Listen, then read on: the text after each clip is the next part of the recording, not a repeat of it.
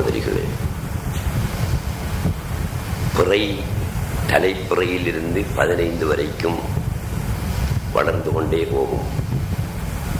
அதை வளர்பிறை என்று நாங்கள் சொல்வோம். 15 தொடர்ந்து படிப்படியாக பிறை தேய்ந்து கொண்டே போகும். அதை நாங்கள் தேய்பிறை என்று சொல்லுவோம். அதே போன்றுதான் தொழுகைக்கு வரக்கூடிய மக்களின் வருகையும் இருந்து கொண்டிருக்கிறது.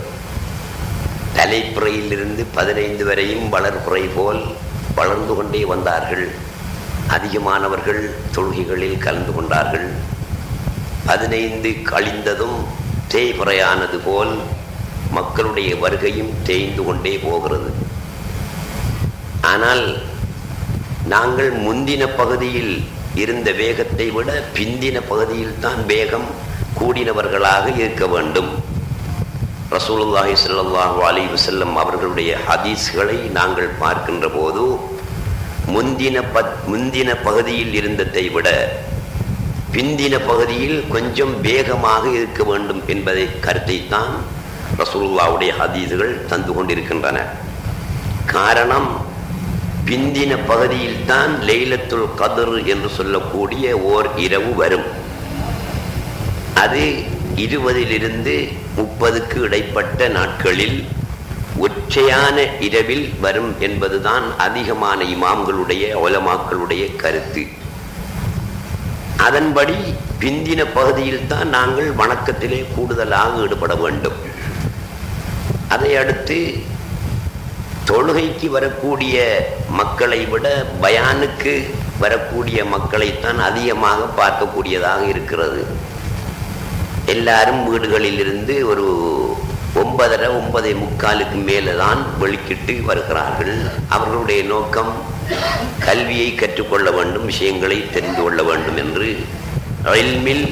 அறிவில் ஆசை உள்ளவர்களாக அறிவை தேடி வருகிறார்கள். ஆனால் அறிவை கற்றுக்கொள்ள வேண்டும் என்பதில் நமக்கு ஆசை ஆர்வம் இருப்பது போல அறிவை கற்றுக்கொள்வதில் ருசி ரசம் இருப்பது போல இபாதத்திலும் எங்களுக்கு ஆர்வம் ருசி ரசம் இருக்க வேண்டும்.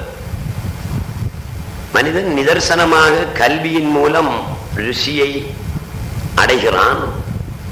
ஆனால் இபாதத்தின் மூலம், வணக்கத்தின் மூலம் மனிதன் ருசியை பெறுவது மிக குறைவாக இருக்கிறது. அறிவை கேட்பதற்கு ஆர்வம் வரும். அதே நேரம் 20 ரக்காத்து தராவீஹ் தொழுவதற்கு ஆர்வம் வராது. காரணம், இபாதத்தில் ஏற்படுகின்ற, இபாதத்தின் மூலம் கிடைக்க வேண்டிய ருசி ரசம் எங்களுக்கு கிடைக்கவில்லை. ஒரு மனிதன் ஒரு ருசியான சாப்பாட்டை சாப்பிடுறது எதற்கு? நாவுக்கு ருசியாக இருக்க வேண்டும் என்பதற்காகத்தான் ருசி ரசமாக ஒரு உணவை சமைத்து நாங்கள் சாப்பிடுகிறோம். அந்த சாப்பாட்டில் ருசி இல்லாவிட்டால் அதை நாங்கள் தூக்கி எறிந்து விடுகிறோம். இதே போல இபாதத்து என்று சொல்லக்கூடிய வணக்கமும் ஒரு சாப்பாடு தான். அதில் எங்களுக்கு ருசி நிச்சயமாக கிடைக்க வேண்டும்.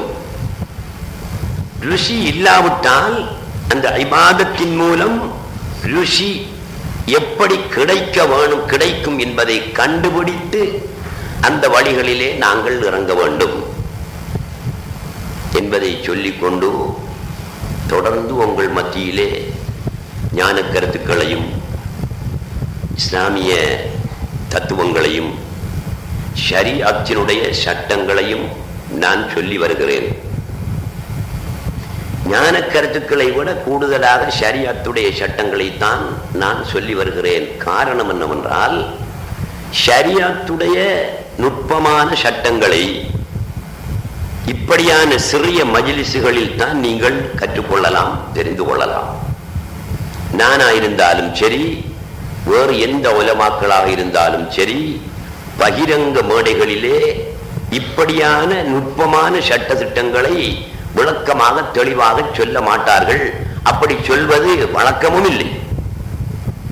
இப்படியான சபைகளாக இருந்தால் குறுகிய ஒரு வட்டம், குறிப்பிட்ட ஒரு சிலர் மத்தியிலே நாங்கள் சட்டங்களை சொல்லும் போது அதையும் நீங்கள் தெரிந்து கொள்ளக்கூடிய வாய்ப்பு இருந்து வருகிறது. நான் உங்கள் மத்தியிலே மலசலம் கழிப்பது எப்படி, எப்படி துப்புரவு செய்வது என்ற விவரங்களை சொல்லி இருக்கிறேன். அடுத்ததாக உதுவெடுப்பது எப்படி, உது எதனால் முறியும், உதுவுடைய பரவு ஷரத்துகள் என்ன, சுன்னத்துக்கள் எவை என்ற விவரத்தையும் சொல்லி இருக்கிறேன். தொழுகையை பற்றி முக்கியமாக சொல்ல வேண்டும் என்று பெண்கள் நிறைய பேர் கேட்டிருக்கின்றார்கள். இன்ஷா அல்லாஹ் நான் தொழுகையை பற்றியும் சொல்வேன். அதற்கு முதல் தெரிந்து கொள்ள வேண்டிய முக்கியமான விஷயங்களும் இருக்கின்றன. அவற்றையும் நீங்கள் தெரிந்து கொள்ள வேண்டும். இல்லாவிட்டால் காலம் வீணாகிவிடும். இபாதத் என்ற இபாதத்தை செய்வீர்கள், அந்த இபாதத்தினால் பலன் இல்லாமல் போய்விடும். 2 ரக்காத்து தொழுவதாக இருந்தால் மட்டும் 2 ரக்காத்து மட்டும் தொழுவதாக இருந்தாலும் கூட அதை சரியாக செய்ய வேணும்.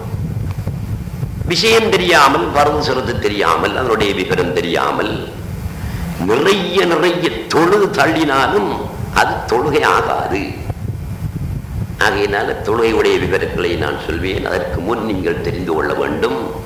ஜனாபத், ஜனாபத் என்றால் முழுக்கு என்று சொல்வார்கள். பெருந்துடக்கு என்றும் அதை தமிழிலே சொல்வார்கள். அரபியில் ஜனாபத் ஜனாபத் என்று சொல்லப்படும். ஜனாபத்து உடையவனை ஜுனுபு முழுக்காளி பெரும் துடக்குள்ளவன் என்று சொல்லப்படும். இந்த முழுக்கு எங்களுக்கு என்னென்ன காரணங்களினால ஏற்படும் என்பதை நாங்கள் தெரிந்து கொள்ள வேண்டும். மொத்தமாகவும் தெரிந்து கொண்டு ஒவ்வொன்றுடைய விவரங்களையும் நாங்கள் தெரிந்து கொள்ள வேண்டும். ஷரீஅத்தை பொறுத்தவரையில் முழுக்கு ஒரு வகை, தரீக்கத்தை பொறுத்தவரையில் அல்லது ஹகீக்கத்தை பொறுத்தவரையில் அல்லது மாரிபத்தை பொறுத்தவரையில் முழுக்கு என்பது, ஜனாபத் என்பது இன்னொரு வகை. நீங்கள் இரண்டையும் தெரிந்திருக்கத்தான் வேண்டும். ஏன்? ஷரீஅத்தும் எங்களுக்கு அவசியம்.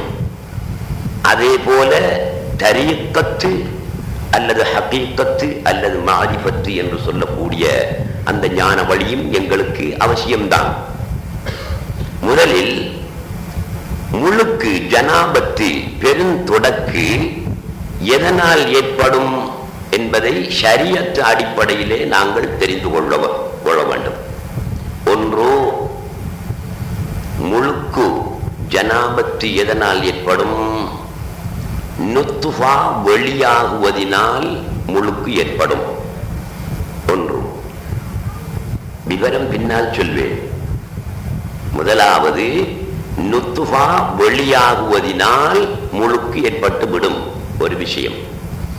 இரண்டாவது, துஹூலுல் ஹஷஃபதி, ஆண் குறி பெண் குறியின் உள்ளே நுழைவதன் மூலமும் முழுக்கு ஏற்படும், பெருந்துடக்கு ஏற்படும். ஹைது என்று சொல்லக்கூடிய மாதத்தீட்டினாலும் முழுக்கு ஏற்படும். நிபாஸ் என்று சொல்லக்கூடிய பிரசவத்தீட்டினாலும் முழுக்கு ஏற்படும். விலாதத்து வலவு பிலா பலலின், ஈரம் இல்லாமல் பிள்ளை பெறுவதினாலும் தொடக்கு முழுக்கு ஜனாபத்து ஏற்படும். இப்படி ஷரியாத்திலே ஒரு சில காரணங்கள் இருக்கின்றன முழுக்கு ஏற்படுவதற்கு. அந்த காரணங்களை நான் விவரமாக பின்னால் சொல்வேன். தரீக்கத்திலே, ஞானத்திலே முழுக்கு என்றால் இந்த கருத்து வராது. அவர்கள் மிக ஆழமாக ஆராய்ந்து அதற்கு ஒரு தத்துவத்தை கூறுகிறார்கள். நீங்களும் இந்த தத்துவத்தை கருத்திலே கொண்டு ஞானிகள் சொல்லக்கூடிய இந்த கருத்தை ஆராய்ந்து பார்த்தால் உண்மையில் முழுக்கு என்பது அதுதான், பெருந்துடக்கு என்பது அதுதான் என்பதை நீங்கள் புரிந்து கொள்வீர்கள். ஜனாபத்து என்ற இந்த அரபு சொல் இருக்கிறது. எந்த விஷயமாயிருந்தாலும் இஸ்லாம் ஒவ்வொன்றுக்கும் சும்மா கண்ணை மூடிக்கொண்டு பெயர் வைக்கவில்லை. ஒரு தத்துவத்தை பின்னணியில் வைத்துக் கொண்டுதான் ஒன்றுக்கு இஸ்லாம் பெயர் வைத்திருக்கிறது. நாங்க சும்மா என்ன செய்யப்படா இஸ்லாம் அப்படி பெயர் வச்சிருக்கி இப்படி பெயர் வச்சிருக்கி என்று பெயரை மட்டும் சொல்லிக் கொண்டு போகாமல் அந்த பெயரில் உள்ள தத்துவத்தை ஆராய்ந்து பார்க்கிற நேரத்தில் உள்ளுக்கு உண்மையிலேயே பெரியதொரு தத்துவம் ஒன்று மறைந்திருக்கும். அதை வச்சுதான் இஸ்லாம் ஒவ்வொன்றுக்கும் பேர் வச்சிருக்கு. எல்லாத்துக்குமே அப்படித்தான் வச்சிருக்கு. உதாரணமாக நான் சொல்றேன்னு இந்த மிஹராப் மிஹராப் பண்ணி சொல்றோம். நான் ஆரம்பிச்ச விஷயத்தை ஞாபகத்தில் வச்சுக்கோங்க. மிஹராப் மிஹராப் என்று சொல்கிறோம். எதை சொல்கிறோம்? எல்லா பள்ளி வாசல்லையும் மிஹராப் இருக்கு. அது அரபு நாட்டில் உள்ள பள்ளியிலையும் இருக்கு, தமிழ்நாட்டில் உள்ள பள்ளியிலையும் இருக்கு. எல்லா நாட்டில் உள்ள பள்ளியிலும் மிஹராப் இருக்கத்தான் செய்யும். ஏன்? ரசூலுல்லாஹி ஸல்லல்லாஹு அலைஹி வஸல்லம் அவர்களுடைய பள்ளியிலே மிஹராப் இருந்தது. கஅபத்துல்லாஹ்விலே மிஹராப் இல்லை. கஅபத்துல்லாஹ்வுக்கு போனாங்களுக்கு தெரியும் கஅபத்துல்லாஹ்விலே மிஹராப் இருக்கா? மிஹராப் இல்லை. இருக்கா? இல்லை. அது காபாவுக்கு முன்னால ஒரு இடத்தை இமாம் நிற்பார் என்று தொழுவிப்பார். இந்த வாசலுக்கு முன்னால நிற்பார். ஆனா மிஹராப்ங்கிறது எது? பள்ளி வாசல்ல சுவர்ல ஒரு குழி போல தோண்டி வச்சிருக்காங்களே, அதுக்குள்ளே தானே தொழுவிக்கிற இமாம் நின்று தொழுவிக்கிறார். அவர் மட்டும் நின்று தொழுவிப்பார். என்னத்துக்கு பள்ளியில் அதை வச்சிருக்கீங்க? ஒன்றோ அந்த இடத்தை சுருக்கிறதுக்கும் வச்சிருக்கலாம். அதுல உள்ள ஒரு ஆள் போய் நிற்கிறதுனால ஒரு சப்புடைய இடம் ஒன்று கிடைக்குதா இல்லையா? இமாமும் சப்புல முன் சப்புல நிக்கிற மாதிரி முன் சப்பு நிக்க வேண்டிய இடத்துல இமாம் நின்றால் அதுக்கு பின்னாலதான் முதலாவது சப்பு நிக்க வேணும். இவர் உள்ளே தனியே போய்விட்டாரே ஆனால் முதலாவது சப்புடத்துல ஒரு 10 பேர் நிக்கலாம், 20 பேர் நிக்கலாம். அப்ப இட நெருக்கடியை குறைக்கலாம் என்பது ஒரு கருத்து. சரி, அதுக்கு மிஹராப் என்று ஏன் பேர் வந்துச்சு? நாங்க காத்தாவுடியாக சொல்லிக்கிற பேரா இது? குர்ஆனிலே அல்லாஹ் சுப்ஹானஹு வ தஆலா அதற்கு மிஹராப் என்றுதான் பெயர் சொல்லுகிறான்.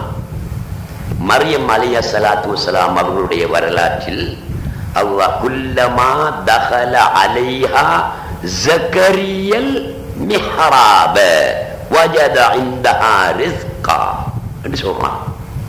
ஜக்கரியா அலைஹிஸ்ஸலாத்து வஸ்ஸலாம் அந்த மிஹராபுக்குள் போகும் நேரமெல்லாம் மரியம் அலைஹிஸ்ஸலாம் அவர்களிடத்தில் ரிஸ்க் இருப்பதை கண்டார்கள் என்று அதற்கு மிஹராப் என்றுதான் அல்லாஹ் சுப்ஹானஹு வ தஆலா பெயரிடுகிறான். மிஹராப் என்றால் இந்த சொல் எங்கிருந்து வந்தது என்பதைத்தான் ஆராய வேண்டும். அப்படி ஆராய்ந்தால் தான் ஞான கருத்து வரும்.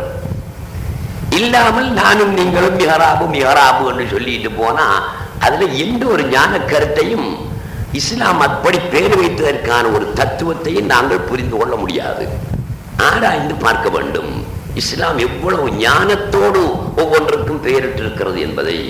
மிஹராப் ஹர்ப் என்ற சொல்லில் இருந்து மிஹராப் என்ற சொல் பிறக்கிறது. எந்த ஒரு டிக்ஷனரியை அகராதியை புரட்டி பார்த்தாலும் இதுதான் கருத்து. இது ஞானம் தார கருத்துண்டது அல்ல. அரபு மொழி அகராதி தருகின்ற கருத்து இதுதான். எந்த உலமாக்களிடத்தில் கேட்டாலும் இதைத்தான் சொல்லணும். ஞானம் பேசுகிறவர்களோ பேசாதவர்களோ ஞானத்தை எதிர்க்கிறவர்களோ யாராக இருந்தாலும் மொழி அடிப்படையில் மிஹராப் என்ற சொல்லுக்கு என்னப்பா கருத்து என்று கேட்டால் ஹர்பு என்கிற சொல்லில் இருந்து பிறந்திருக்கிறது. ஹர்ப் என்றால் யுத்தம், மிஹராப் என்றால் யுத்தம் செய்யும் இடம். என்ன பொருத்தம் இருக்கே? நீங்க கொஞ்சம் யோசனை பண்ணி பாருங்க. பேசிமாம் நின்று தொழுவிக்கிற இடத்துக்கு இஸ்லாம் யுத்தம் செய்யும் இடம் என்று பெயர் கொடுத்திருக்கிறது. என்ன தத்துவத்தை வச்சு கொடுத்திருக்கிறது? சொல்வதாயிருந்தா இப்படித்தான் சொல்லணும். முசல்லா. முசல்லாண்டா என்ன இந்த அறிகிறதா? இல்ல, அது நம்ம ஊர்ல முசல்லா முசல்லா இதுக்கு சொல்லி சொல்லி முசல்லாவா போயிட்டு. ஐயோ, முசல்லாண்ட தொழும் இடம். இந்த இப்படி வாரத்தை யாரும் என்ன செய்யறல்ல, குஷினிக்க போட்டு விட்டு இருக்கிறல்ல, கவுசிய போட்டு விட்டு குந்திட்டு இருக்கிறல்ல, என்னத்துக்கு பாதிக்கிற, தொழுகிறதுக்கு பாதிக்கிறதுனால இதுக்கு முசல்லாண்டு பேர் போச்சு. அருண்டை சரியான தமிழ் சொல்ல எடுத்து நீங்க ஆராய்ந்து பார்த்தால் முசல்லா என்றால் தொழும் இடம். அது போட்டு விட்டு தொழுகிறோம் தான், அதுக்காக வேண்டி அதுக்கு முசல்லாண்டு வந்துச்சு, தொழும் இடம். இந்த முசல்லா இல்ல, நீங்க இடத்தண்டுகிட்டு தொழுகிறீங்க, அந்த இடத்துக்கு என்ன சொல்லணும் அரபுல? முசல்லான்னு சொல்லணும். இதுக்கு மட்டும்தான் முசல்லான்னு சொல்ற கருத்து இல்ல. எந்தெந்த இடத்துல யார் யார் தொழுகிறார்களோ அந்த இடத்துக்கு பேரு முசல்லா, தொழுமிடம். பேசிமாம் நின்று தொழுவிக்கிற இடத்துக்கு என்ன பேர் வர வேணும்? முசல்லா, தொழும் இடம் என்று பேர் வர வேணும். அதற்கு பேர் அவ்வா வச்சுட்டான் மிஹ்ராப், யுத்தம் செய்யும் இடம். என்ன யுத்தம் செய்கிறாரு தொழுவிக்கிறையுமா சொல்லுங்க பாப்போம்.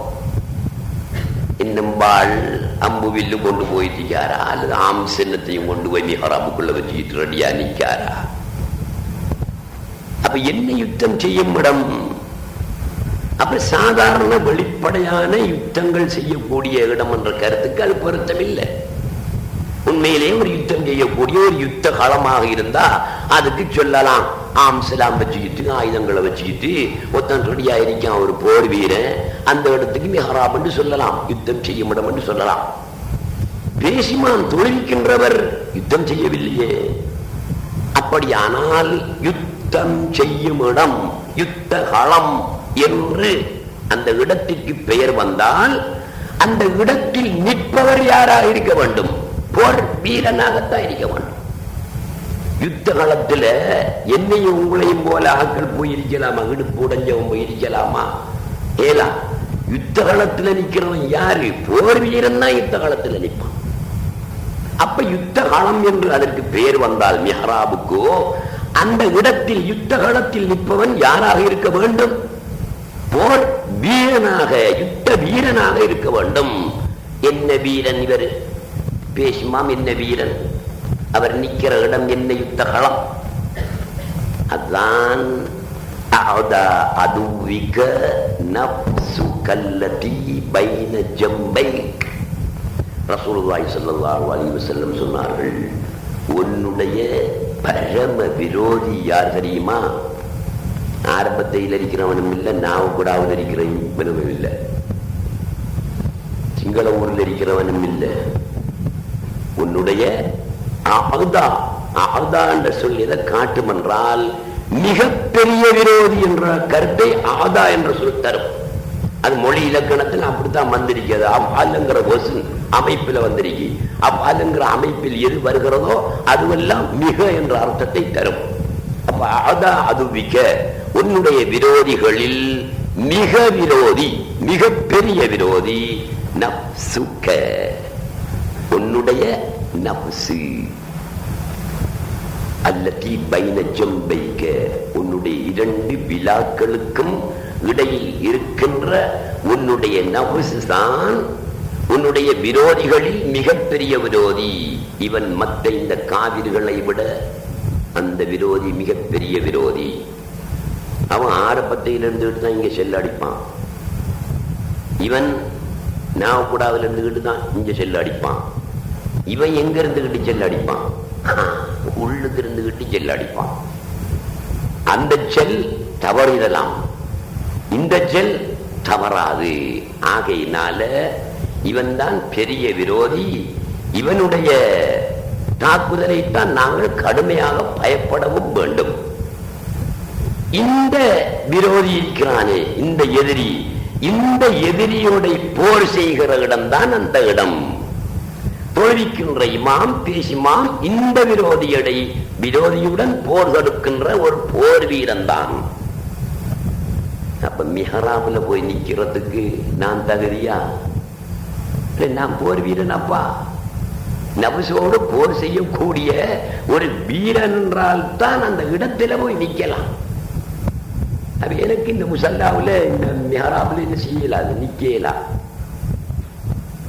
விராலில்லா குளத்துக்கு குரட்ட மீன் அதிகாரி என்று சொல்றது போல ஆள் இல்லாட்டி என்ன செய்யற, இருக்கிறவனை போட்டு மிகராபுல நில்றாண்டு தொழுகை நடத்தத்தானே வேணும். அந்த அடிப்படையில் தான் இன்று உலகம் போய்கொண்டிருக்கிறது. யதார்த்தத்தில் அந்த இடத்தில் போர்க்களத்தில் நிற்கின்றவர் போர் வீரனாக, தனது நபசோடு போர் செய்கின்ற போர் வீரனாக இருக்கணும். போர் வீரன்கிட்ட என்ன இருக்கணும்? போர் பயிற்சி இருக்க வேணும். போர் பயிற்சி இல்லாத, யுத்த பயிற்சி இல்லாத ஒருவன் யுத்த களத்தில் போயிருந்தா என்ன நடக்கும்? ஒரு படியோட வேலை முடிஞ்சிடும். அப்ப யுத்த பயிற்சி வேணும். அப்ப பேசிமாம், இந்த மிஹராப் என்று சொல்லக்கூடிய யுத்த களத்தில் நிற்கின்ற பேசிமாம், அப்ப யுத்த பயிற்சி வேணும். அப்ப பேசிமாம், இந்த மிஹராப் என்று சொல்லக்கூடிய யுத்த களத்தில் நிற்கின்ற பேசிமாம், அந்த போர் வீரர் பயிற்சி பெற்றவராக இருக்க வேண்டும். எங்க பயிற்சி பெற்றிருக்க வேணும்? எந்த பயிற்சி கூடத்திலே அவர் பயிற்சி பெற்றிருக்க வேண்டும்? ஞானம் என்ற பயிற்சி கூடத்தில், பள்ளிக்கூடத்தில் பயிற்சி பெற்றால்தான் அவர் போர் பயிற்சி பெற்ற ஒரு போர் வீரனாக முடியும். அப்ப ஞானத்தில் இறங்காமல் இந்த நபுசோடு போர் செய்வதற்கு பயிற்சி பெற முடியாது. நபுசோடு செய்யப்படுகின்ற போர் பயிற்சிகள் ஞானக்கலையில் மாத்திரம்தான் சொல்லப்பட்டிருக்கிறது. எந்த ஒரு ஃபிக்ஹ் கிதாபை எடுத்து பாருங்கள், எந்த ஒரு சட்ட நூலை எடுத்து பாருங்கள், நபுசோடு போர் செய்கின்ற போர் பயிற்சி முறைகள் சொல்லப்பட்டிருக்கிறதா என்று கேட்டு பாருங்கள். கிடையவே கிடையாது. நானே கிடந்த கிதாபுகள் எல்லாம் ஓய்த்தான் இருக்கேன். இந்த மதரசாவில் ஓதி கொடுக்கிற கிதாபுகள் சட்ட கிதாபுகள் அண்டு ஒந்தா, ஃபத்துல் முஹைன், மஹல்லி, இப்படித்தான் ஓதி கொடுப்பாங்க. அது எந்த மதரசாவாக இருந்தாலும் சரி, இதைத்தான் ஓதி கொடுப்பாங்க. இந்த கிதாபுல எங்கேயாவது ஓரிடத்துல நபுசோடு போர் செய்வது இப்படித்தான், அதனுடைய பயிற்சி விதிமுறைகள் இப்படித்தான் எழுதப்பட்டிருக்கா? இல்லவே இல்லை. அந்த பயிற்சி முறைகள் எங்கே எழுதப்பட்டிருக்கிறது என்றால், தஸவ்வுஃப் என்று சொல்லக்கூடிய சூஃபிச கலையில், ஞான கலையில் தான் அந்த பயிற்சி முறைகள் எழுதப்பட்டிருக்கின்றன. ஆகவே இதை நான் எதற்காக சொன்னேன் என்றால், இஸ்லாத்தில் ஒன்றுக்கு ஒரு சொல்லை பெயராக வைக்கப்பட்டிருந்தால் அந்த சொல்லினுடைய பின்னணியில் ஞானம் தான் இருக்கும். மிஹராப் என்ற சொல்லின் பின்னணியில் என்ன இருக்கிறது? ஞானம் இருக்கிறது அல்லவா? அதே போல ஜனாபத்து என்ற சொல்லை நீங்கள் எடுத்துக்கொள்ளுங்கள். முழுக்கு அல்லது துடக்கு என்ற சொல்லை எடுத்துக்கொள்ளுங்கள். ஜனாபத் என்ற சொல் எங்கிருந்து பிறந்திருக்கிறது என்று ஆராய்ந்து பார்க்க வேண்டும். அது ஜனுப யஜ்னுபு, ஜனுப யஜ்னுபு என்ற சொல்லிலிருந்து பிறந்திருக்கிறது. ஜனுப என்றால் என்ன அர்த்தம்? பஊத, தூரமானான். ஜனாபத்து தூரமாதல், ஜுனுபுன் தூரமானவன். என்ன தூரமானவன்? இந்திரியம் வெளியால வந்தா முழுக்கு ஏற்பட்டு போகுது, ஜனாபத்தி ஏற்பட்டு போகுது அல்லவா, துடக்கு ஏற்படுது. என்ன தூரமானா? எங்கிருந்து எங்க தூரமானா? எதை விட்டும் தூரமானா? அப்படி ஒரு கேள்வி வருமல்ல. நான் முழுக்க ஆகியன்னு வச்சுக்குவோமே, நான் ஜனாபத்தோட இருக்கிறேன். ஜனாபத்துங்கிற சொல் என்னத்தை தருகிறது? தூரமாகுதல் என்ற கருத்தை தருகிறது. நான் எங்க தூரமாயிருக்கிறேன்? யாரை விட்டும் தூரமாயிருக்கிறேன்? அப்படி ஒன்றும் இல்லையே. நான் எந்த போலான்னு இருக்கிறேன். அப்ப எனக்கு இந்த ஜனாபத்துங்கிற சொல் பொருந்துமா? எனக்கு இந்திரியம் வெளியாயிட்டு வச்சுக்குவோமே, ஜனாபத் என்ற பேர் எனக்கு வருகிறது, ஜுனுப் என்ற பேர் வருகிறது. எந்த வகையில் நான் தூரமா இருக்கிறேன்? அதைத்தான் நாங்கள் சிந்திக்க வேண்டும். இந்த சொல்லுடைய பின்னணியிலும் ஞானம்தான் நிற்கிறது. எதை போல? தூரமாதல். இவன், இந்த இன்சான் அல்லாஹ்வை விட்டும் தூரமாகி விடுகிறான். மனிதர்களை விட்டும் அல்ல. நான் முழுக்காளியாவது என்ன செய்வேன்? உங்களை கையை பிடிச்சிட்டு, உங்களை கட்டி பிடிச்சிட்டு காய்ச்சி தீப்பேன், இந்த பொண்டாட்டியை கட்டி பிடிச்சிட்டு காய்ச்சி தீப்பேன். அவன் நான் தூரமாகிறேனா? மக்களோட சேர்ந்து பழகி கொண்டிருக்கிறேன். தூரமாகிறேனா? இல்லை. அல்லாஹ்வை விட்டும் நான் தூரமாகிறேன். அல்லாஹ்வை விட்டும் தூரமாகுதல் என்பது ஜனாபத் என்ற சொல்லுக்கு அர்த்தம். ஏன் தூரமாகிறான்? முழுக்கு ஏற்பட்டா ஏன் தூரமாகிறான்? துடக்கு ஏற்பட்டா ஏன் தூரமாகிறான்? தூரமாகுவதற்கு காரணம் இவர் ஷஹ்வத் என்று சொல்லக்கூடிய அந்த நுத்ஃபா வெளியாகின்ற நேரத்தில் அவருக்கு சிற்றின்பம் ஏற்பட்டதல்லவா, அந்த சிற்றின்பத்தில் இவர் லயித்த காரணத்தினால், அந்த சிற்றின்பத்தில் ஃபனாவாகன காரணத்தினால், அதிலேயே ஊறி ஒட்டி போன காரணத்தினால் அல்லாஹ்வை அந்த நேரத்தில் மறந்தார். அல்லாஹ்வை மறந்த காரணத்தினால் அல்லாஹ்வை விட்டும் தூரமானார். ஆகையினால் ஒரு மனிதனுக்கு இந்திரியம் வெளியாகக்கூடிய நேரத்திலே, அவன் சிற்றின்பத்தை அனுபவிக்கக்கூடிய நேரத்திலே அவன் அல்லாஹ்வுடைய நினைவிலேயே இருப்பான், இல்ல அல்லாஹ்வை மறந்து விடுவான். அதனால் அல்லாஹ்வை விட்டும் தூரமாகிறான். இப்போ சிற்றின்பத்தை அனுபவிக்கக்கூடிய நேரத்தில் இஸ்லாம் என்ன சொல்லுது? நீ உன்னுடைய மனைவியோடு உடல் உறவு கொண்டு இந்திரியம் வெளியாகும் நேரம் ஒரு ஓதலை ஓது என்று சொல்லுது. என்ன ஓதல்? ஒத்தனும் ஓத மாட்டான். நீங்க ஓதி இருக்கிறீங்க என்று கேட்டுறாதுங்க. தேசில ஓத மாட்டான், ஓதுறவன் இருப்பான், இல்லாம இருப்பானா? நாம தான் ஓதுறல்லேன்னு போட்டு உலகத்தில் உள்ளவன் எல்லாம் ஓதாம அரிப்பான், ஓதுறவன் இருப்பான். உங்களே எத்தனை பேர் இருப்பீங்க? என்ன ஓதணும்? ஒரு 5-6 புள்ள பெற்றுள்ளார்கிட்ட கேட்டு பார்ப்போமா, என்ன ஓதி நீங்க ஏண்டு? அவர் சொல்ல மாட்டார் அநேகமாக. ஆகவே நானே சொல்லிக்கிறேன், அல்லாஹும்ம ஜன்னிப்ன ஷைத்தான் வ ஜன்னிபி ஷைத்தான ஃபீமா ரஸக்தனா. என்ன கஷ்டம் இது? என்ன இஸ்லாம் இது? இப்படியான ஒரு நேரத்தில் இதை ஓத சொல்லுதே இந்த இஸ்லாம், இது என்ன நியாயம்? அது ஒரு மனுஷன் நல்ல இன்ட்ரெஸ்டா சாப்பிடுற நேரத்தில் சும்மா பிரச்சனை டிஸ்டர்ப் பண்ணலாமா? மனிதன் ருசிரசமா படம் பார்த்துட்டு இருக்காங்க, படம் பார்த்துட்டு போய் அவனை கூப்பிட்டு என்ன நான் இன்பத்தை அனுபவிச்சு டிஸ்டர்ப் பண்ணாது என்ன அவன் சொல்றான். அப்ப இவன் மனைவியோடு உடல் உறவு கண்டு இன்பத்தை அனுபவிச்சுட்டு நேரத்தில் இஸ்லாம் சொல்லுது நீ இதை ஓது வேண்டாம், டிஸ்டர்ப். ஆமா, அந்த இன்பத்திலே அப்படியே போகும். அப்ப அவனுக்கு இன்ட்ரெஸ்ட் விட இது அல்லாஹும் ஆண்டவன் நினைக்கிறேன். இது என்ன வேலை? அல்லாஹும்ம ஜன்னிப்ன ஷைத்தான் வ ஜன்னிபி ஷைத்தான ஃபீமா ரஸக்தனா. இறைவா, அல்லாஹும்ம என்ன இறைவா? அல்லாஹ்வே நான் நினைக்கான். பேனை எங்கரிக்கி? அல்லாஹ்ட பேரை சொல்லுங்கள, பேனை எங்கரிக்கி? மைக்கூட்டுக்குள்ள வேலை இருக்கிற நேரத்தில் இவர் என்ன சொல்றாரு? அல்லாஹும்ம ஜன்னிப்ன ஷைத்தான வ ஜன்னிபி ஷைத்தான ஃபீமா ரஸக்தனா.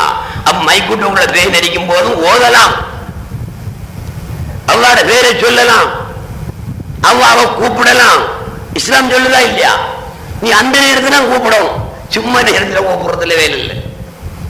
அந்த நேரம் தான் நீ உன்னையும் மறந்து உலகையும் மறந்து அல்லாஹ்வையும் மறந்திருக்கின்ற கட்டம். அந்த கட்டத்தில் தான் நீ அவனை நினைக்க வேண்டும் என்பதற்காக உன்னுடைய கவனத்தை முழுக்க முழுக்க அங்காலேயே விட்டு விடாமல் இந்த பக்கமும் கொஞ்சம் திருப்பிக் கொள் என்பதற்காகத்தான் இஸ்லாம் என்ன சொல்லுகிறது? இதை ஓதும். அப்ப இஸ்லாத்தினுடைய நோக்கம் என்ன? நீ முழுக்க முழுக்க அந்த இன்பத்தில் லயித்து அல்லாஹ்வை மறந்துவிடக் கூடாது. அப்ப அந்த இடத்துல அல்லாஹ்வை நினைத்துக்கொள் என்பதற்காகத்தான் உடல் உறவு கொண்டு இந்திரியம் வெளியாகும் நேரத்தில் அல்லாஹும்ம ஜன்னிப்ன ஷைத்தான் வ ஜன்னிபி ஷைத்தான ஃபீமா ரஸக்தனா என்பதை ஓதிக்கொள்ள வேண்டும். யார் ஓத வேணும்? கணவனும் ஓதத்தான் வேணும், மனைவியும் ஓதத்தான் வேணும். 2 பேருக்கும் அது சுன்னத்தாக்கப்பட்ட விஷயம். அப்ப ஏன் அதை சுன்னத்தாக்கி இருக்கிறது? இவன் அதிலேயே பனாவாகி லயித்து போனானே, ஆனால் அல்லாஹ்வை மறந்து விடுகிறான். அல்லாவை விட்டும் அவன் தூரப்பட்டு விடுகிறான். இப்ப ரொம்ப தூரத்துக்கு போகாவிட்டாலும் 100 கிலோமீட்டருக்கு தூரம் போகாவிட்டாலும் இந்த ஓதரத்தினால ஒரு 50 கிலோமீட்டர் தூரத்திலேயாவது நின்று கொள்ளலாம் அல்லவா? அப்ப கவனத்தை என்ன செய்யணும்? திருப்பணும். நாங்க எதுல அல்லாவை மறந்து போகிறோமோ அந்த கட்டத்தில் இஸ்லாம் என்ன சொல்லும்? இதை ஓது என்று சொல்லும். இதே போல எத்தனையோ விஷயங்கள் இருக்கிறது. காலத்தால இல்ல, பாலத்தால வண்டி போகுது. என்ன ஓதணும் தம்பி? வாகனத்துல, கார்லயும், பஸ்லயும், வேன்லயும் நாங்க போறோம் இல்லவா? போக என்னமோ ஓதுறதுக்கு இருக்கியா, ஏற கூட ஓதுறதுக்கு இருக்கி, ஏறக்க ஓதிட்டு ஓடிடுறோம். போகுது வண்டி. பாலத்தால போகும்போது சும்மா வரிக்கிறேன் பாலத்தை பார்த்துக்கிட்டு பேம்பிலாம் பழத்தை பார்க்காமல ஓதணும் சொல்லுது இஸ்லாம். என்ன ஓதணும்? நீங்க சத்தாரெல்லாம் கொஞ்சம் பாடம் ஆயிக்கணும். இல்லை ஒரு ராக்கள் தானே பாடம் ஆயிக்கணும், ஆபத்தும் வராது. என்ன சொல்லுது இஸ்லாம்? பிஸ்மில்லாஹி மஜ்ரேஹா வ முர்சாஹா. பிஸ்மில்லாஹி மஜ்ரேஹா வ முர்சாஹா. இந்த பாலத்தால பாஸ் பண்றதுக்கு இடையில இதை சொல்லலாமா இல்லையா? இந்த கல்லடி பாலத்தால பாஸ் பண்றதுக்கு இடையில 50 தரம் சொல்லலாம். இது பிஸ்மில்லாஹி மஜ்ரேஹா வ முர்சாஹா 50 தரம் சொல்லணும் வண்டி இல்ல, ஒரு தரம் சொன்னா போதும். ஏன்? பாலத்தை கண்ட உடனே பாலத்துல எத்தனையோ நவீன பாலங்கள் எல்லாம் போட்டிருக்கான். இப்ப சவுதியை போய் பாருங்க, இந்த சவுதி 2 பஹ்ரைனுக்கு போறதுக்கு போட்டிருக்கிற பாலத்தை பாத்தீங்களா? நவீன பாலம். அதே மாதிரி உலகத்துல நவீன பாலங்கள் எல்லாம் போட்டிருக்கான். அல்லாவுடைய கையாலேயே இருந்து போறவன் கல்லடி வரைக்கும் போறான். அல்லாஹ்வான்கிட்டு போறவனுக்கு பாலத்தை கண்ட உடனே அங்கலையும் பார்க்கான், இஞ்சலையும் பார்க்கான், பாலத்தை பார்க்கான். வெண்ட மூடு என்ன செய்யுது? மாறுது. வெண்ட அந்த மூடு மாறுது. மாறுற நேரத்தில் இஸ்லாம் என்ன சொல்லுது? சுவிய பிடிச்சு கொஞ்சம் பிடி இழுத்துறா போல மூடு மாறுது. போதும். அல்லாஹ் என்ன சொன்னாங்க? இப்ப பிஸ்மில்லாஹி மஜ்ரேஹா வ முர்சாஹா. அதே மாதிரி எத்தனையோ ஓதல்களை இஸ்லாம் என்ன செய்து அவுராது என்று வச்சிருக்கே. இதெல்லாம் எப்படிடா வச்சிருக்கேன்னு பார்த்தா ஒவ்வொரு கட்டத்திலையும் இந்த மனிதனுடைய மூடு அல்லாவின் பக்கம் போகாமல், இவனுடைய கவனம் அல்லாவின் பக்கம் போகாமல் வேறு திசையில் திரும்புகின்ற கட்டத்தில் தான் ஓதல்களை இஸ்லாம் வைத்திருக்கிறது. அப்ப இது உடல் உறவு கொள்ளுகின்ற நேரத்தில் இவன் அதிலேயே லயித்து போவான் என்பதற்காக இவனுடைய சொவிய பிடிச்சி திருப்பி அல்லாவை நினைத்துக்கொள் என்று சொல்வது போல் இஸ்லாம் என்ன சொல்லுகிறது? இதை ஓது. ஏன்? அதில் லயித்து விடக்கூடாது என்பதற்காக. நீங்க சும்மா யோசனை பண்ணி பாருங்க. இந்த சட்டத்தை வச்சு யோசனை பண்ணினாலே உங்களுக்கு விளங்கிடும். முழுக்குங்கிறது ஒரு மனசாமான் தான். அதனுடைய அர்த்தம் தூரப்படுதல் என்பதுதான் என்பது உங்களுக்கே விளங்கும். எப்படி? இந்திரியம் துப்பரவா நஜீசா, தாகிரான சாமானா நஜீசான சாமானா, துப்பரவான சாமானா அசுத்தமான சாமானா? துப்பரவான சாமான். இந்திரியம் துப்பரவான சாமான். நம்முடைய ஷர்ட்ல பட்டிருக்கு இந்திரியம் வந்து தொழு, அதை பத்தி பிரச்சனை இல்லை. சாரல்ல இந்திரியம் பட்டிருக்கு, அதோட தொழு. அந்த இந்திரியத்தை எல்லாம் கழுவி நீக்கி போட்டுத்தான் தோணும் என்று கருத்தில். அதுக்காக வேண்டி நீங்க இந்திரியத்தோட அள்ளிக்கிட்டு பள்ளிக்கு வாரல்ல, அது செய்ய தேவையில்லை. அட ஒரு மனுஷன் ஷர்ட்ல இந்திரியம் இருந்துச்சப்பா, அவன் தொழுகிறான்.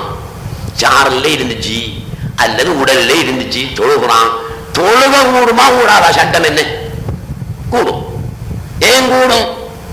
அது அசுத்தம் இல்லை, தாயிரான வஸ்து, ஆகையினால் கூடும் என்கிற கருத்து. ரசூலுல்லாஹி ஸல்லல்லாஹு அலைஹி வஸல்லம் அவர்கள் படுத்த பாயில இந்திரியம் காஞ்சி போயிருந்துச்சு. அப்ப ரசூலுல்லாஹ் பார்த்தாங்க. ஆயிஷா நாயகி மனைவியும் அதை பார்க்காங்க. 2 பேரும் தான் பார்க்காங்க. என்ன இது? இது இந்திரியம். நபியு ஸல்லல்லாஹு அலைஹி வஸல்லம் ரசூலுல்லாஹ் தங்களுடைய விரலால் அப்படி சுரண்டி விட்டாங்களாம். சுரண்டி விட்டு அதே பாயில் நின்று நபியுல்லாஹி ஸல்லல்லாஹு அலைஹி வஸல்லம் தொழுதார்கள். ஹதீஸ். ஏன்? அது பாயரான வஸ்து, துப்புரவான வஸ்து. சரி, மூத்திரம் சலம் அசுத்தமான வஸ்து. அது பட்டா தொழுக, உடல்ல பட்டா சரி, உடையில பட்டாலோ இடத்துல பட்டாலோ தொழுக பாத்தில் தானே. மூத்திரம் சலம் அசுத்தம். அசுத்தமான ஒரு பொருள் உடம்பிலிருந்து வெளியே வந்தால் இஸ்லாம் என்ன சொல்லுகிறது? கழுவு. என்னத்தை கழுவு?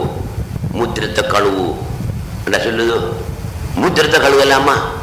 மூத்திரத்தை கழுவுறல்ல, மூத்திரம் வந்த இடத்தை தான் கழுகுற.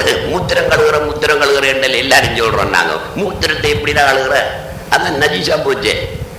அது வந்த இடத்தை கழுகுறது. ஆக ஒரு ஆணுக்கு எந்த மட்டும் இருக்கி மூத்திரம் பாரு ஓட்ட சின்னொரு அரிசியில பிரிச்சு கிரிக்கி அவன் பாலியில தண்ணி அள்ளிட்டு போறான். என்னது கிடையாது? சின்ன ஓட்டனடா, அதுக்கு வாளியில என்னதுக்கு தண்ணி ஆடுறா? இந்த வச்சிருக்கிற கோலை கூட பெருசு. சரி, அசுத்தமானது வெளியானால் அந்த இடத்தை மட்டும் கழுவு. அதான சட்டம். ஆண்குறியை மட்டும்தானே நாங்கள் கழுவணும். ஆண்குறியை எல்லாத்தையும் அழுவணும். எல்லாத்தையும் கழுவ தேவையில்லை. சிலவை எல்லாத்தையும் சேர்த்து அதுக்கு தான் தண்ணி வாளியை போட்டு போறாங்க கழுகுறதுக்கு. எல்லாத்தையும் கழுக தேவையில்லை. அடே தக்கர்ல ஆண்குறியில துவாரம் இருக்க அரிசி பிரமாணம் அளவு துவாரம். அந்த துவாரத்தாலானப்பா சலம் வந்துச்சு. அந்த துவாரத்தை கழுகு. நீ இங்க அடி நுனியெல்லாம் கழுவ வேண்டிய அவசியம் இல்லை. சரி, அசுத்தமான ஒன்று உடலில் இருந்து வெளியேறுவதனால் அது வெளியான இடத்தை கழுவுவது கடமை. சுத்தமான ஒரு பொருள் இந்திரியம்.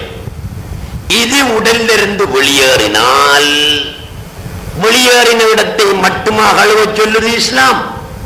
என்ன செய்யுது? உச்சிலிருந்து உள்ளங்கால் வரைக்கும் தேய்ச்சி தேய்ச்சி கழுவு என்று சொல்லுது. சும்மா கழுக சொல்லையும் இல்லை, தேய்ச்சி தேய்ச்சி கழுவுன்னு சொல்லுது. சட்டம் மாறியலா வரணும். அசுத்தமான ஒன்று வந்தா அது அசுத்தம் என்ற வகையில உடல் எல்லாம் குளிச்சுக்க, உடல் முழுக்க கழுவிக்க சட்டம் வரும். சுத்தமான இந்திரியம் வந்தா அது கழுவவே தேவையில்லை என்றுதானே சட்டம் வரும். ஏன் சட்டம் மாறி வந்த காரணம் என்ன? யாருக்காவது சலம் கழிக்கும் போதோ இந்திரியம் வழியாகக்கூடிய நேரத்தில் வருகின்ற இன்பம் வருகிறதா? மூத்திரம்பேக்க யாருக்கு வருகுதா? அப்படி இந்திரியம் வழியாகிற நேரத்தில் ஒரு லவ்வத்து வருகுதே, ஒரு இன்பம், ஒரு சுவை. அந்த சுவை சலம் கழிக்கும் போது வருகுதா? வராது. எந்த ஒருவனுக்கும் வராது. இந்திரியம் வழியாகும் போது ஒரு இன்பம் வரும், எவனுக்கும் வரும். எவடத்தை வருகுது அந்த இன்பம்? ஆண்குறியில மட்டுமா வருகுது? எந்த இடத்துல வரும்? இந்த உடல்ல எந்த இடத்தில் அந்த இன்பம் வரும்?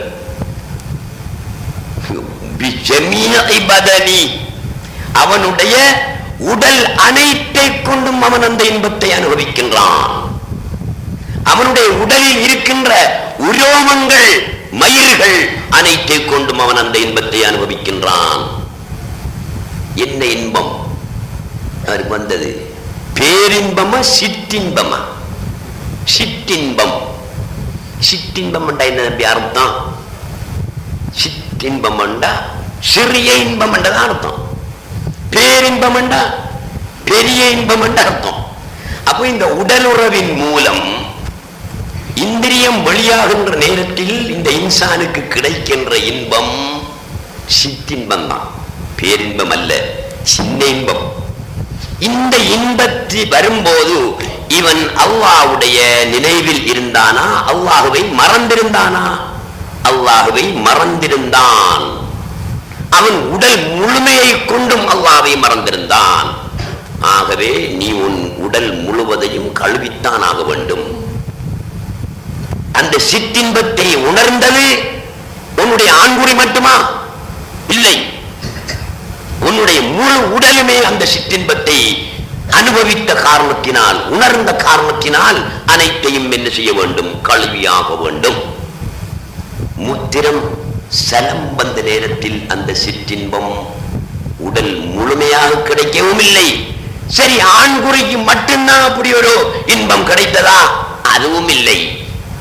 ஆகவே அசுத்தமானது வந்தால் அந்த இடத்தை மட்டும் கழுவு, சலம் வந்தால் அந்த இடத்தை மட்டும் கழுவு, துப்பரவானது வந்தால் உடல் முழுவதையும் கழுவு.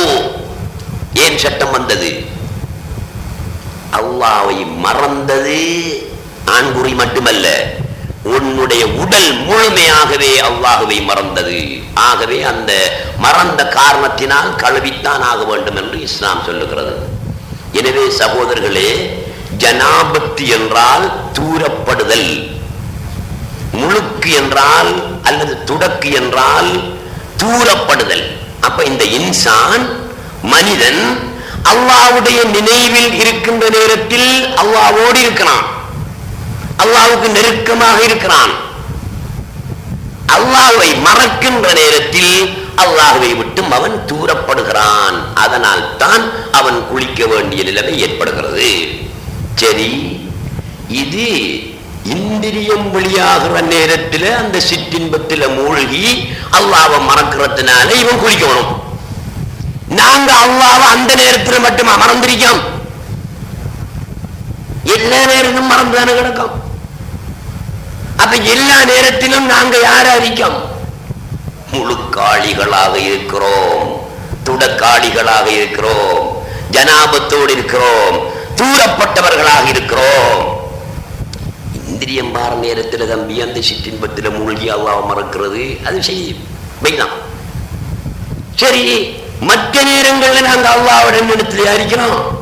வேணுமெண்டா பள்ளிக்கு போய் தொழுகிற நேரத்தில் அல்லாஹ்வோட எண்ணத்தில் இருப்போம்.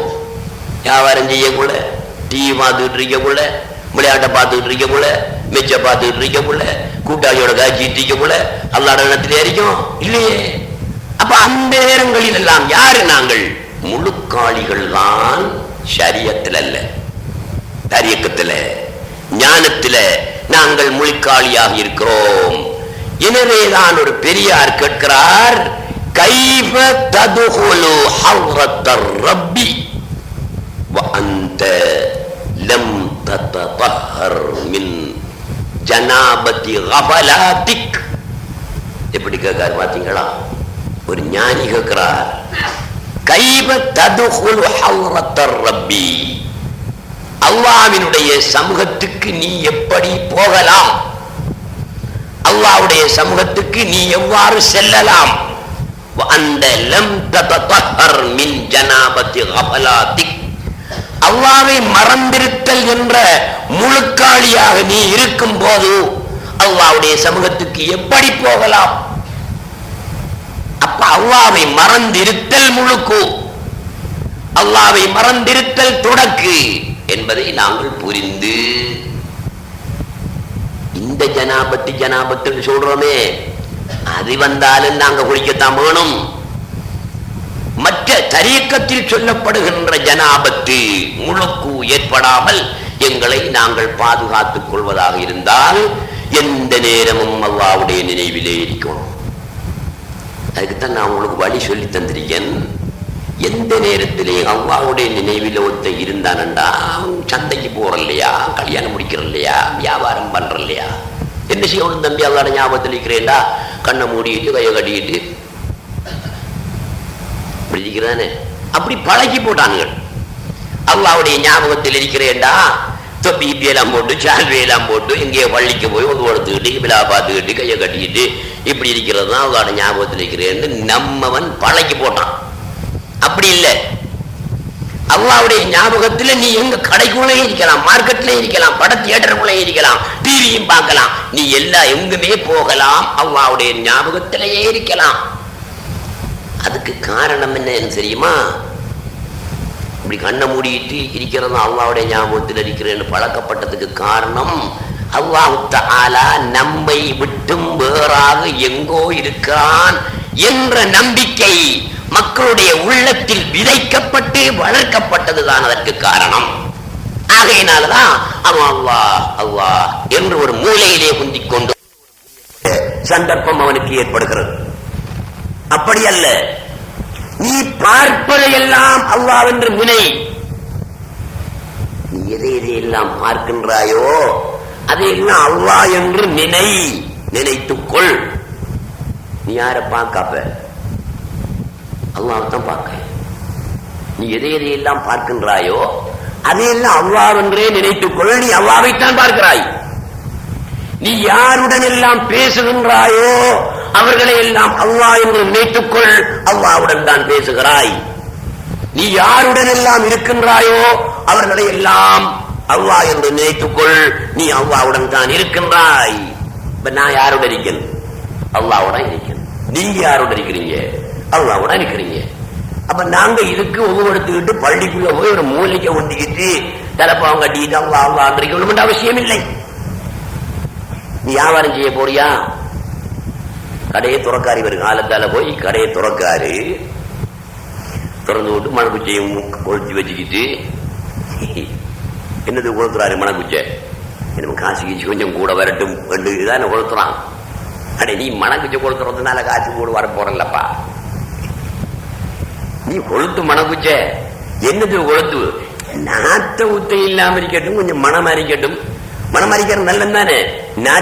நாற்ற ஊத்தமாக இருக்கிறத இஸ்லாம் விரும்பல, ரசூலுல்லாஹ் விரும்பல. அத்தர் போட சொல்லியிருக்காங்க. என்னதுக்கு சொன்னாங்க ரசூலுல்லாஹ்? அது நாத்த ஊத்தத்தை மற்றவர்களுக்கு காட்டி ஒரு பொறுப்பை ஏற்படுத்திக் கொள்ளக் கூடாது என்பதற்காகத்தான் ரசூலுல்லாஹி ஸல்லல்லாஹு அலைஹி வஸல்லம் மனம் பூச சொல்லியிருக்காங்க. நீ பல்துறக்கு என்று ரசூலுல்லாஹி சொன்னார்கள். என்னத்துக்கு? உன்னை பாய் நாரும் மற்றவனுக்கு துன்பமா இருக்கும், தொல்லையா இருக்கும், அதுக்காக அப்படி சொல்லியிருக்காங்க. நீ கடையை திறந்தியா மக்கள் வருவார்கள் போவார்கள். மக்கள் வார போற இடங்கள் நாட்டமாக இருக்கக்கூடாது அல்லவா? மனமாகத்தான் இருக்க வேண்டும். அதுக்காக நீ மனக்குச்சை கொளுத்தி வச்சுக்க, அடி ஸ்ப்ரே கடைக்குள்ள அடிச்சு வச்சுக்க, மனத்தை செய்யணும். ஆனா இப்ப மனம் வச்சு கொளுத்துறவங்க என்னென்ன கொஞ்சம் மனம் வந்தா வியாபாரம் பெருசா வருங்கன்னு செய்து கொளுத்தான். மனத்தால பெரிய வியாபாரம் பெருசா வர போறல. சரி, இவர் வியாபாரத்தை வச்சுட்டு இருக்காரு, திறந்துட்டு இருக்காரு. ஜாதிக்கு 8 மணி மட்டும் ஊர்றாரு.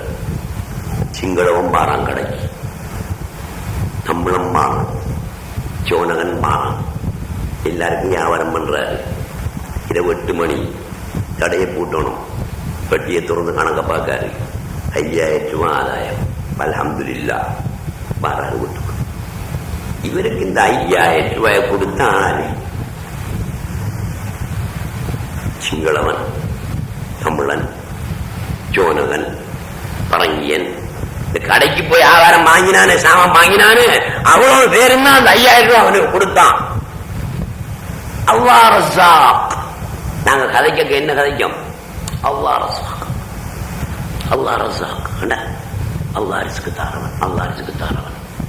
என்ன சிங்கடவல்லோட வந்து உனக்கிட்ட ஜாமம் வாங்கிட்டு போனேன், தமிழனில் அவனுக்கிட்ட ஜாமம் வாங்கிட்டு போனேன், சோனகன் வந்து தானே சாமம் வாங்கிட்டு போனேன், சிருஷ்டிகள் தானே உனக்கிட்ட வந்து சாமான் வாங்கினேன். அல்லாண்டு ஒருவன் வந்து நான் அல்லாஹ் எனக்கு ஒரு பீஸ்ல 2 யார் வட்டி தான் ஆண்டு வாங்கிட்டு போன சரித்திரம் இருக்கா? இல்லையே. அப்ப இவர்கள் அத்தனை பேரும் சேர்ந்து தானே உன்னிடத்துல பொருட்களை வாங்கி அவங்க பணம் தந்து அந்த 5000 ரூபாய் உனக்கு ஆதாயம் கிடைச்ச. உனக்கு ரிஸ்க்கு தந்தது யாரு? அல்லாஹ் தந்த. அல்லாஹ் என்ன அல்லாண்டுத்தம் வந்து நாங்க அல்லாஹ் வந்து இந்தாங்க குடிங்க ஏதும் கொடுத்திருந்தா அல்லாஹ் ரிஸ்க் தந்தேன்னு சொல்லலாம். அப்படி இல்லையே. அப்ப இந்த கோலங்களில் எல்லாம் உனக்கு ரிஸ்க் தந்தவன் யாரு? அல்லாஹ்தான். அல்லாஹ்வை தவிர வேறு எவராலும் ரிஸ்க் தர முடியாது. சிங்களவனாலும் முடியாது, தமிழனாலும் முடியாது, சோனகனாலும் முடியாது, எந்த ஒரு ராஜாவாலும் முடியாது. அல்லாஹ் தான் ரிஸ்க் தார. அல்லாஹ் ரிஸ்க் தார என்று நீங்க ஈமான் கொண்டீங்கடா, அப்பதான் ஈமான் கொள்ளணும். அல்லாஹ் தான் ரிஸ்க் தருபவன் என்று தான் ஈமான் கொள்ளணும். ஒரு ரஸாக்குல் குவத்தில் மத்தி. ரிஸ்க் தாரவன் அவனே, வேறு யாருமே கிடையாது. அவனாக நேர்ல வந்து உங்களுக்கோ யாருக்கோ ரிஸ்க் கொடுப்பதில்லை. என்ன செய்வான்? ரிஸ்க் கொடுத்தல் என்ற அவனுடைய தொழில் இருக்கிறே. ரஸாக் என்பது என்ன பேரு தம்பி? தொழிற்பேரா இயற்பேராது? உணவளிப்போன் என்று அல்லாவுக்கு ஒரு பேர் இருக்கிறவா ரஸாக் என்று சொல்றமே, இது இயற்பெயரா தொழிற்பெயரா? தொழிற்பெயர் தம்பி. தொழில் என்ற அந்த தொழிலுக்கு ஏற்ற பெயர். என்ன தொழில்? ரிஸ்க்கு கொடுத்தல் என்பது தொழில். அந்த தொழிலுக்குரிய பெயர் ரஸாக், உணவளிப்பவன், தொழிற்பெயர். இந்த தொழிற்பெயர் இருக்கிற ரஸாக் என்ற தொழிற்பெயர்.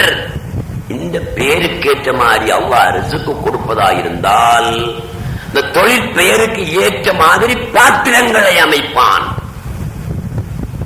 நான் உங்களோட கடைக்கு வந்து 2 பெட்டிஷ வாங்கினேன்டா, அவன் ரிஸ்க்கு கொடுக்கிறவன் என்ற அந்த தொழிற்பெயருக்கு என்னை பாத்திரமாக பயன்படுத்தி உங்களுக்கு ரிஸ்க்கு தந்தான். அவருடைய கடையிலே போய் 2 யார் புடவை நான் ஒரு சாரி வாங்கினேனே, ஆனால் அவருக்கு ரிஸ்க்கு கொடுத்தவன் அவன் தான். அவனுடைய ரிஸ்க்கு கொடுத்தல் என்ற அந்த தொழிற்பெயருக்கு என்னை பாத்திரமாக பயன்படுத்தி அவருக்கு ரிஸ்க்கு கொடுத்தான். அல்லாஹ்வுடைய தொழிற்பெயர் எதுவானாலும் சரி, அந்த தொழிற்பெயரின் செயல்பாட்டுக்கு சிருஷ்டிகளை அல்லாஹ் சுப்ஹானஹு வ தஆலா பாத்திரமாக பயன்படுத்துவான்.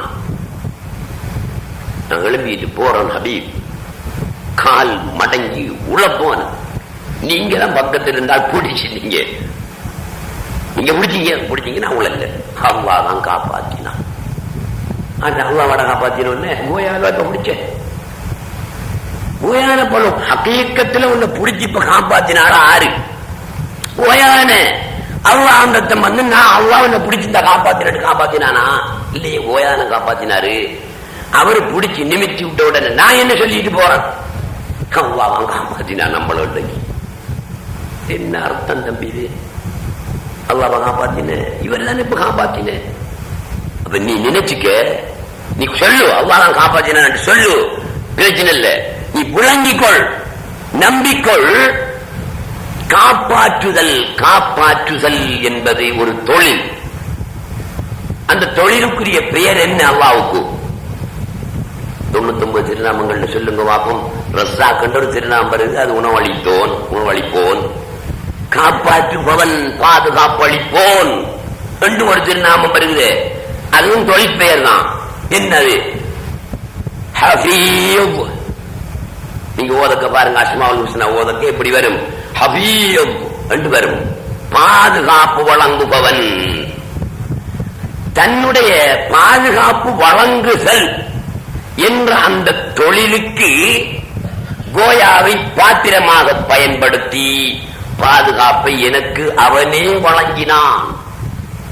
அவனுடைய பாதுகாப்புதல் என்பதற்கு கோயா பாத்திரமாக அமைந்தார். அப்ப இப்படி நாங்க காலையில கடையை திறந்து வச்சுக்கிட்டு பாரவன் எல்லாம் எவன் வந்தாலும் சரிதான், அல்லாஹ் தஆலா ரிஸ்க் கொடுக்கிறவன். இன்னென்ன வடிவத்தில, இன்னென்ன பாத்திரத்தில, இன்னென்ன கோலத்தில அவன் வெளியாகி தோன்றி தஜல்லியாகி ரிஸ்க் தாரான், பாதுகாப்பு தாரான், இரக்கம் காட்டுறான். நல்ல இரக்கம் உள்ள மனுஷனை பார்த்தான். நோன்பு வருகிறது, பெண்ணாள் வருது. கிட்டத்தல புள்ள குட்டிகளுக்கு சாரம் சேட்டு உடுப்பு வாங்குறதுக்கு வசதி இல்லை என்று போய் சொன்னன். மிச்ச இரக்கம் உள்ள மனுஷன், எனக்கு 10,000 ரூபாய் காசு தூக்கி தந்துட்டான். மிச்ச இரக்கம் உள்ள மனுஷன் அவரு ரெண்டு ஒரு இன்சானை பத்தி சொல்றோம். என்ன சொல்றோம்? ரவுஃப். நீங்க தமிழ்ல சொல்றீங்க, அரபுல சொன்னா தானே அப்புல தமிழ்ல சொன்ன தெரியும். ரவுஃப் இரக்கம் உள்ளவன், ரஹீம் ரஹ்மான் அருள் பாலிப்பவன். இந்த 10,000 ரூபாய் கூஷ் காசை தூக்கி தந்தானே, இரக்கம் உள்ளவன் என்று நீ சொல்கிறே, அவன ரவுஃப் என்று நீ சொல்றாய். அரபுல இரக்கம் உள்ளவன் சொல்றாய். உண்மையில் இரக்கம் உள்ளவன் யார்? அல்லாஹ் தான். ரஹ்மான் யார்? அவன் தான். ரஹீம் யார்? அவன் தான். இவையெல்லாம் தொழிற்பெயர்கள். மன்னித்தல், அருள் செய்தல், கிருபை செய்தல், இரக்கம் காட்டுதல், இவையெல்லாம் தொழில். அந்த தொழிலுக்குரிய பெயர்கள் தான் அர் ரவுஃப், அர் ரஹ்மான், அர் ரஹீம். இந்த பெயர்களுக்கெல்லாம் பாத்திரமாக அல்லாஹ் தஆலா தன்னுடைய சிருஷ்டிகளையே வைத்திருக்கிறான். அந்த சிருஷ்டிகளின் மீது, அந்த சிருஷ்டிகளின் மூலம் அவனுடைய தொழில்பாடுகள் உலகத்திலே இயங்கிக் கொண்டிருக்கின்றன. கண்டுபிடிச்ச கண்டுபிடிச்சு விஞ்ஞானத்துல என்னத்தையெல்லாம் கண்டுபிடிக்காம தம்பி பாருங்க. அதிசயிக்கக்கூடிய அளவுக்கு விஞ்ஞானத்துறை முன்னேறி கண்டுபிடிச்சிட்டு போறானா இல்லையா? கண்டுபிடிச்சிட்டு போறான். யாரு? அவன் தான். ஏன்? அலீம், யாவும் அறிந்தவன் என்ற ஒரு பெயரை தனக்கு அவன் வச்சுக்கிட்டான்.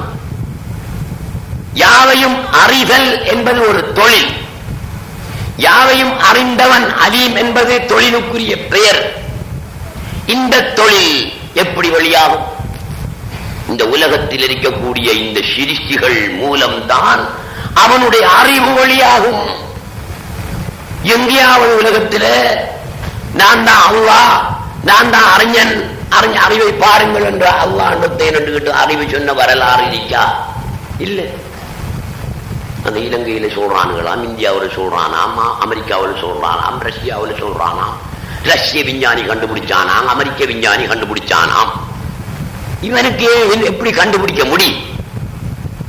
அல்லாஹ் தஆலா தான். நீங்க குர்ஆன் ஓதி இருக்கிறீங்க தானே தம்பி? குர்ஆன்ல வருகிறது 5 விஷயத்தை நான் பேச வந்த விஷயம் போற இங்க இருக்கிறது.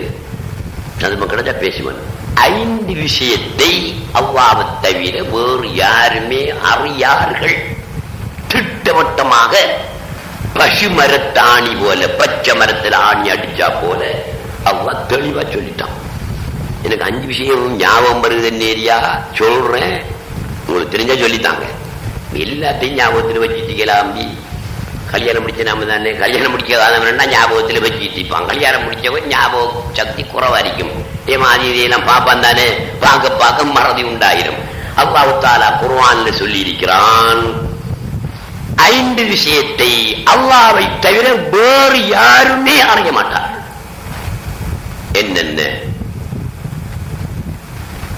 வயிற்றில் எரிக்கக்கூடியது ஆனா பெண்ணா என்பதை அல்லாஹ்வை தவிர வேறு யாரும் அறியார்கள். ஒரு விஷயம். மழை எப்போது பெய்யும்? மழை எப்போது பெய்யும் என்பதை அல்லாஹ்வை தவிர வேறு யாரும் அறிய மாட்டார்கள். மர்கா வமா தத்ரி நஃப்சும் பிஅய்யி அர்தின் தமூத். ஒரு நஃப்ஸ், ஒரு ஆன்மா எந்த இடத்தில், எந்த ஊரில், எந்த பூமியில் மரணிக்கும் என்பதையும் அல்லாஹ்வை தவிர வேறு யாரும் அறிய மாட்டார்கள். இன்னும் 2 வேணும். ஞாபகத்துக்கு வருது இல்லையா அம்பி? அதான் பதில் இருக்கிறது. ஆனா பொண்ணா என்கிறத அல்லாஹ்வை தவிர வேறு யாரும் அறிய மாட்டார்கள். ஒரு விஷயம். மழை எப்போது இறங்கும்ங்கிறத அல்லாஹ்வை தவிர வேறு யாரும் அறிய மாட்டார்கள். 2வது விஷயம். ஒருவன் எந்த ஊர்ல எப்போது எந்த பூமியில மௌத்தாகுவானுங்கிறத அல்லாஹ்வை தவிர வேறு யாரும் அறிய மாட்டார்கள். 3 விஷயம். இன்னும் 2 விஷயம்.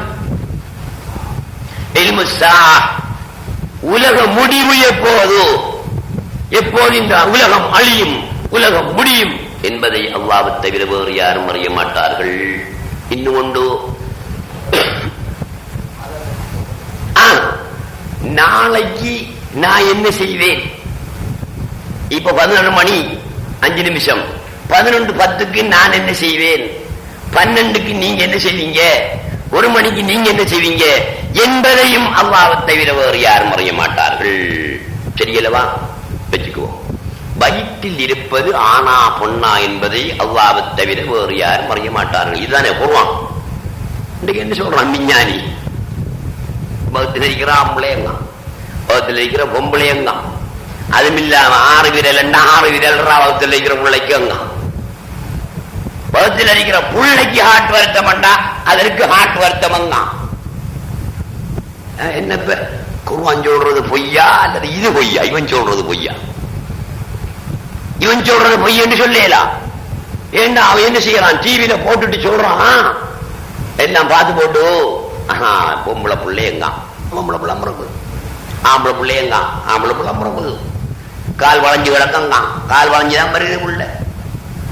குர்ஆன் சொல்லுது வயிற்றில் இருப்பதை அல்லாஹ்வை தவிர வேறு யாரும் அறிய மாட்டார்கள் என்றா, ரஷ்ய விஞ்ஞானி அறியப்படா, அமெரிக்க விஞ்ஞானி அறியப்படா, இந்த இலங்கை விஞ்ஞானி அறியப்படா. சொல்றான் தம்பி, பப்ளிக்கா சொல்றானா இல்லையா, பகிரங்கமா சொல்றானா இல்லையா, நாங்க பார்க்கமா இல்லையா? நிதர்சனமாக. என்னது? அப்ப இவன்டே பொய் என்று சொல்ல இயலா. அப்ப குர்ஆன் பொய்யா? குர்ஆன் பொய் என்று சொல்ல இயலாது. குர்ஆன் சொல்றதும் சரிதான், இவன் சொல்றதும் சரிதான். மழை எப்போது பெய்யும் என்பதை அவனை தவிர வேறு யாரும் அறிய மாட்டார்கள். இன்னைக்கு என்ன சொல்றான்? 12 மாசம் இத்தனையாம் தேதி இத்தனை மணிக்கு என்ன செய்யும், இந்த இடத்துல மழை பெய்யும் மங்கான். நாளைக்கு கிழக்கு மாகாணத்தில் கரையோர பகுதியில காத்து வீசி மங்கான். கடலோர பகுதிகளில் பெருமழை பெய்யும் என்று சொல்றான். அதே மாதிரி பெய்தா இல்லையா? வேகத்தையும் சொல்றான். மழை இத்தனை மில்லிமீட்டர் பெய்யும், காற்று இத்தனை வேகத்தில் அடிக்கும் என்று சொல்றான். அடிக்குதா இல்லையா? அல்லாஹ் சொல்றது பொய்யா, இவன் சொல்றது பொய்யா? இவன் சொல்றது பொய்யன்னு எங்களுக்கு சொல்லலா, அவன் சொல்ற மாதிரி நடக்கிறத நிதர்சனமா பார்க்கிறோம். குர்ஆன பொய் என்று சொல்ல இயலாது. அப்ப என்ன? நீ தாண்டா அமெரிக்க விஞ்ஞானி என்று என்ன சீத்திக்காய், ரஷ்ய விஞ்ஞானி என்ன சீத்திக்காய்? நீதான் அலீம், யாவும் அறிந்தவன் என்ற அந்த தொழிலுக்கு ரஷ்ய விஞ்ஞானியை அவன் பாத்திரமாக பயன்படுத்துகிறான், அமெரிக்க விஞ்ஞானியை பாத்திரமாக பயன்படுத்துகிறான். ரஷ்ய விஞ்ஞானியின் மூலம் வெளியான அறிவு அவனுடைய அறிவு, அமெரிக்க விஞ்ஞானியின் மூலம் வெளியான அறிவு அவனுடைய அறிவு.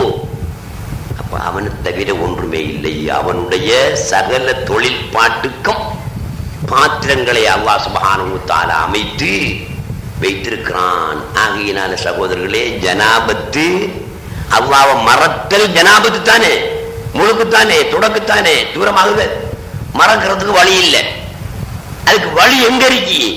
அல்லாஹ்வுடைய நினைவிலேயே நாங்கள் இருந்து கொள்வதற்கு வழி தரீக்கத்தில் தான், ஞானத்தில் மாத்திரம்தான் இருக்கிறது.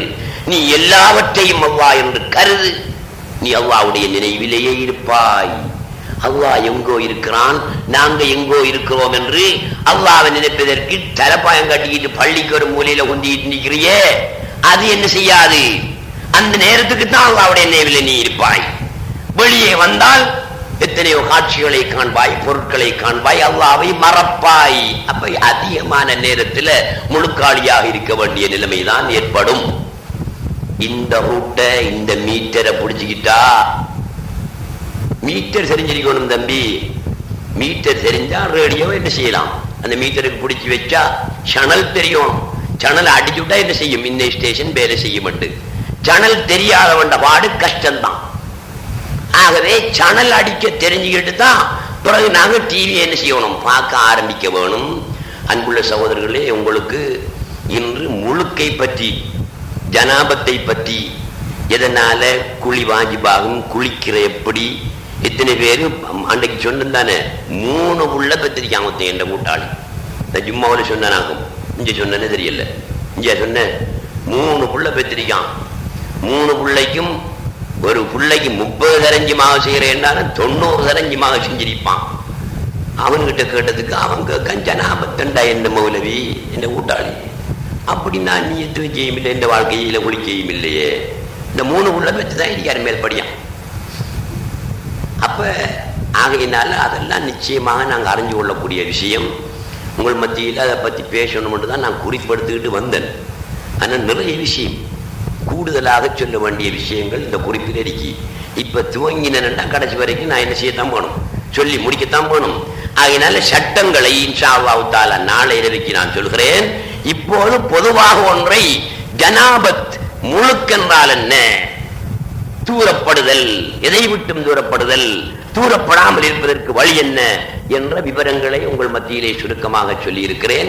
இன்ஷா அல்லாஹ் தஆலா நாளை இரவைக்கு ஷரியத்தோடு சம்பந்தப்பட்ட அந்த சட்ட திட்டங்களையும் தொழுகையை பற்றிய விஷயங்களையும் சொல்வேன் என்று கூறி முடித்துக் கொள்கிறேன். அஸ்ஸலாமு அலைக்கும் வரஹ்மத்துல்லாஹி வபரகாத்துஹு.